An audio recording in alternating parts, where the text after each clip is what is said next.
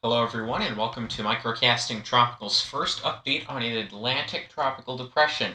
This is Tropical Depression 1L, the first tropical depression of the 2020 Atlantic hurricane season. Our final Atlantic hurricane season outlook will be coming out on the 1st of June, so stay tuned for that. But right now we have a tropical depression. It's likely to become a tropical or subtropical storm within the next 12 to 24 hours or so. I'm currently expecting it to do so soon. So Arthur is on the way. Here's the storm right now. It's at 20.4 degrees north, 120.3 degrees east, has winds of 35 miles per hour and a pressure of 1,003 millibars. You can see it's moving north-northeast at around 10 miles per hour. You can see here on satellite presentation, the storm does look decent. There is a lot of convection, but you can see that low is slightly displaced to the south. So this is going to be displaced a bit, and we can talk about the reasons here in a little bit, but wind shear has a lot to do with how this is going to be panning out over the next couple of days. So let's get started here now. What are the overall threats? So our highest threats are going to be on the outer banks of North Carolina. Tropical storm watches are in effect there right now.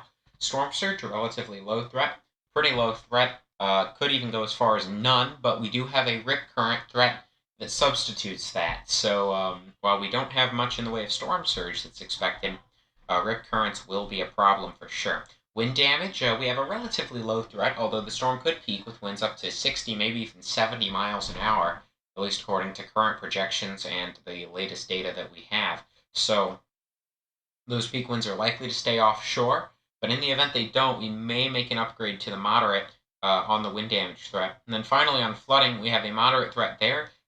This could track over land. If it does so, if the center does track over land, that will be upgraded. If not, if it becomes more certain that it won't, we'll probably see some downgrades in that regard. And then tornadoes, pretty low threat. You're not going to be seeing much in the way of tornadoes with this particular system. Alright, so here are the NHC alerts. In yellow there, those are tropical storm watches. So, tropical storm watches are in effect. This is where you do want to be watching very closely for what exactly is going on. But again, that is a tropical storm watch. It's in effect. That is, again, for the outer banks of North Carolina there. So what are we looking at in 5-day? Well, this is the 5-day forecast. It only goes out to 72 hours because we aren't expecting this to be a tropical entity after that. I'm expecting it to become a post-tropical cyclone relatively quickly, which will mean that it's not really going to possess the characteristics to still be a named storm, and it'll be moving well out to sea. Peak winds currently are expected to be at 65 miles per hour before it does make the transition, and it could even have winds exceeding hurricane force by the time we do have that subtropical cyclone, that post-tropical cyclone, but I don't expect it to become a hurricane while it is tropical. Alright, so here are the sea surface temperatures. They're looking okay. They're not great for tropical development. They're just enough there at that 26. That's your borderline. They can be below 26. We have other sources of energy. It's known as baroclinicity. That's going to be what's powering this. If you'd like me to make a video in more detail about what that is and how it works, leave a comment down below. Alright, with that being said, we're also going to be seeing this move north, and it's going to be really moving along that Gulf Stream pretty well. So how's our wind shear looking? Well, the wind shear is looking pretty good where the system is right now. It's this low pocket of shear that it's found itself in, but you can see higher pockets on the northern side, and that means when hot towers develop, there is shear, there is wind pushing it, basically not allowing those towers to remain. It's kind of tearing them apart and tearing them north. So that's why you're not seeing a very symmetric storm there. All right, well, let's get into rain accumulations. That's probably something you're interested in. This is just one model run, but this should give you a pretty good idea of rain accumulations. You can see the tropical cyclone track there over the ocean.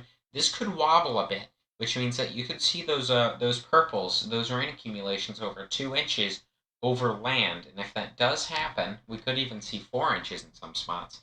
That flood threat will go up a bit, so that's definitely something that needs to be monitored. Alright, with all that being said, thank you all so much for watching this video. If you did like it, you can follow us on Facebook at Microcasting Tropical, on Twitter at Microcasting TRO, and on Instagram, search Microcasting Tropical. You can also join our Discord server to get the fantastic community that's over there. And if you really like the video, I really do thank you for watching. You can like it down below.